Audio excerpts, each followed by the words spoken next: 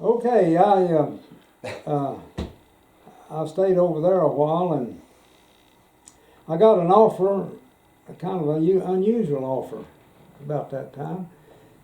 Texas Christian University in Fort Worth has a ranch management program, and I know the two of the guys that are in that program. And they didn't have anybody in that program that knew anything about feed yards. So they propositioned me. They said, "You talk real well." Said, "You, whether it's truth or not, you tell lots of stories." And I said, "Yeah, I guess so." He said, "Would you consider joining our staff?" I said, "I probably would, yeah. I'm getting tired of working 7 days a week. I'd feedlot 7 days a week." So I took that job. We moved to Crowley, Texas, which is outside of Fort Worth. And I went to work for Texas Christian University teaching in the ranch management program. And I taught there 2 years. And I loved it. It was really fantastic. And we had students that was there wanting to learn. They wanted to learn how to make money in cattle, and they weren't in there to drink beer and raise hell. They were there to learn. That's right. So, while I was there in the 2 years I was there, I lost my mother and my dad both within 2 years of each other. I mean, really within a year of each other. And I also had an old maid aunt that had lost her husband, and she was living there, and she had a drinking problem. I just had a lot of stuff that needed to see about here.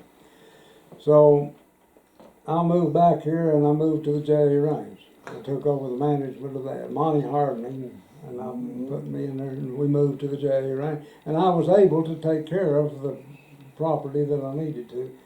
I hated to leave TCU, but I really enjoyed that down there. My wife and the family did too.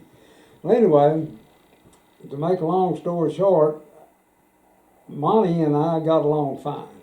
That's Monty Ritchie now. Monty Ritchie, Montgomery Harrison Wadsworth Ritchie III, and he and I got along fine. What year fine. was this, Jack? Huh? What year? Well, I'd have to stop and think. Well, this is getting back in 60, late 60s? early 60s? early 70s. Already said okay. Well, see, I was back in the service in '68. That's right. Because that's when all of that broke loose, the Cuban Missile Crisis and the Berlin Wall, and then Vietnam was heating up, and we were building up our military. They were calling in the reserves. That would have been in '68. Special experience, man. So really, I enjoyed working for Monty. He was a good man in many ways. In ways he could be awful pain in the butt. But everything worked real well till Nina came home. Nina, that's the daughter. Her name is Cornelius Adair Ritchie something or another. I don't know. Named after her grandmother. And she came back from Boston. And Monty raised her. He didn't raise her the way he should have. He should have raised her there on that ranch. Yep. Let her learn that, grow up with that. He sent her off to a private girls' school. That was wrong. Well, she didn't learn nothing but how to smoke dope and smoke marijuana and go crazy. Yeah. And I'm sure if she sees this, she'd probably not like what I'm saying, but she was a pain. But they can bump Skelton ought to married her. She caused me more problems than any 10 cowboys could have caused. Well, anyway, Dang, Jack, that's saying something now. I'm going to say this. I would have. We can look at it. We can get it. Whatever, Jack. Just go on. However you want. I began to see some things happening down there. One, she had a boyfriend, and he's a preacher here in Clarendon now. He was shacking up with her. And you may be going to interview him. His name is Bunk Skelton. And I just put it on.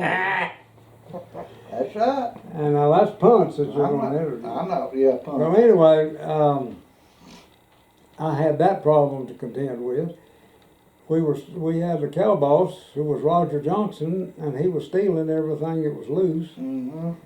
And his dad was the county sheriff in Armstrong County, and he was helping him. Mm-hmm. And I'm not too sure how many more was.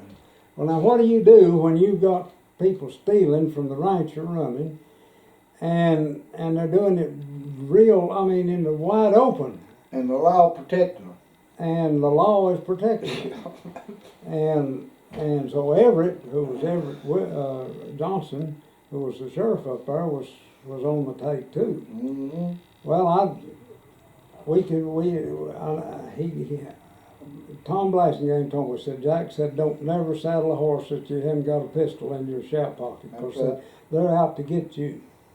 And then Benny. And I said, I understand, I know exactly what you're saying. He said, I'm the only man that'll be on your back, so you better kind of watch.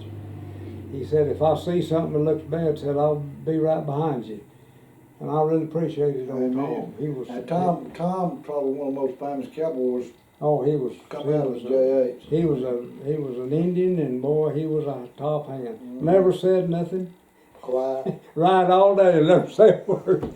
Anyway, this got out of hand. Well, I got the Texas Rangers involved. John Topper, who was stationed here at Clarendon, and he was a Texas Ranger. And he said, I've been watching that down there for a long time. Said, it's been going on. Said, I couldn't find any manager that would do anything about it. I said, well, you got one now. So we started getting evidence. And the only cattle on that whole ranch that was actually accountable, that you could actually pinpoint to count, was the JJ herd, which was the registered herd. And that's where they raised the bulls. And we always knew how many these were registered Hereford cows. Well, 4 of them showed up gone. You know where they were? They went through the Amarillo Livestock Auction. Now that's pretty damn brazen. I mean, that's pretty brazen. Jack. They sent 4 of them JJ cows right through the Amarillo Auction, and guess whose name they were in? Roger Johnson. In his own name? Yeah.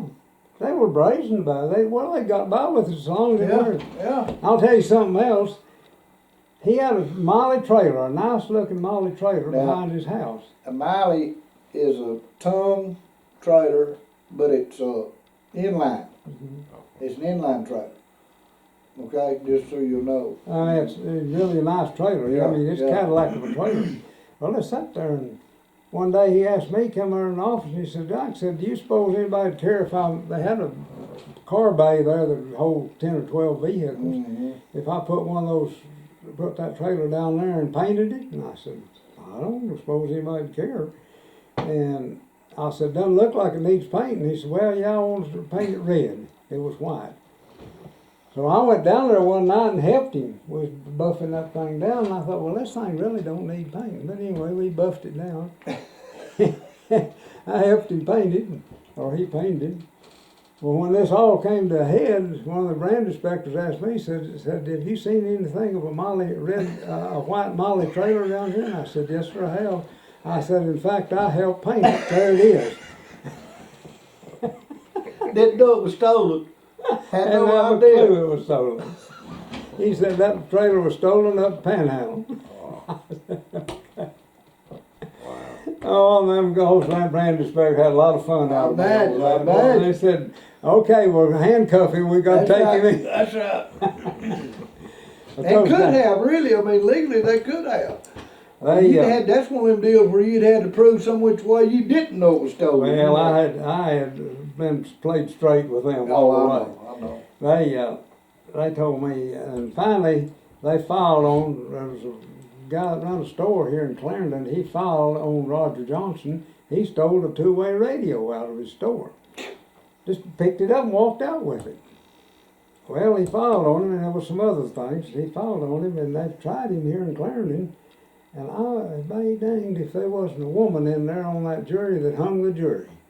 And what it was, her husband owned a furniture store in Clarendon, and they had sold Roger and his wife some furniture, and they were paying it on time, and they figured if he's in jail, he couldn't make his payments. If he went to pen, they wouldn't get their money. Oh, Jack! That's right. Promise you, that's right. That's I knew part of this story, but I didn't know that. That's the people you're dealing with.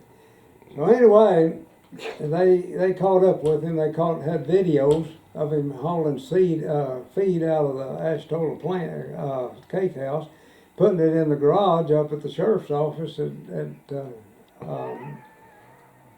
Claude. I'll be dying. And finally, it just got to where they had to. So I told John Topper, I said, John, you and I are good friends. We've grown to appreciate each other since this all come up. I said, we've got to tell Monty what's going on. Yeah. We can't go no further. Yeah. And I said, I want you here when we tell him. He said, okay. This is Ranger now. So he said, he came and we met Monty in the office and we sat down there and I said, Monty, there's something I got to tell you. John said, Monty, I'll verify what he's saying, but I'll let him tell you. And I said, and I told him that there was stealing going on, that there's a lot of stuff been stolen, feed and everything else, and we got proof of it. And you know what he did? He turned on me like a biting sow, I mean to tell you.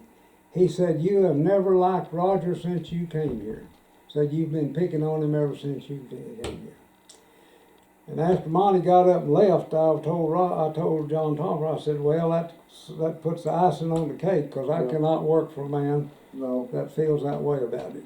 And well, man, you know when the Texas Ranger's sitting there telling you the right, verifying everything, and then Monty do, I don't blame you, Jack. So, after they finally I'm arrested surprised you didn't whoop his ass. Oh, excuse me, I didn't mean to say that. So they had Roger and his dad both in jail in the Amarillo Act up in the jail. And Jim Cloyd, who was a good friend of mine, in fact, he and I graduated from Tech the same year. And he was a ranger, and he told me the story, said he was in there and said, after they locked him up, and he was upstairs in the jail on top of the courthouse, and said, Monty come in there and said he looked like he was beat. He said, where can I see Roger Johnson? He talked real funny. He said, he's upstairs in jail. He said, can I see him? He said, yeah, I'll have to go with you. He said, he and John Topper and I both went with him.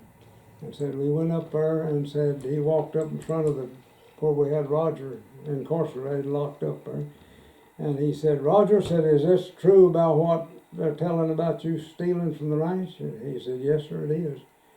He said, old Monty cried like a baby. Said he just broke up and cried. He thought a lot of that old kid. Evidently. Undoubtedly. Evidently. He ran me off. Damn sure did. I mean, because you presented evidence that he was a thief. That's right. I mean, this is his ranch. Yeah. I can't work for a guy like that. I couldn't. So that's kind of a bad story.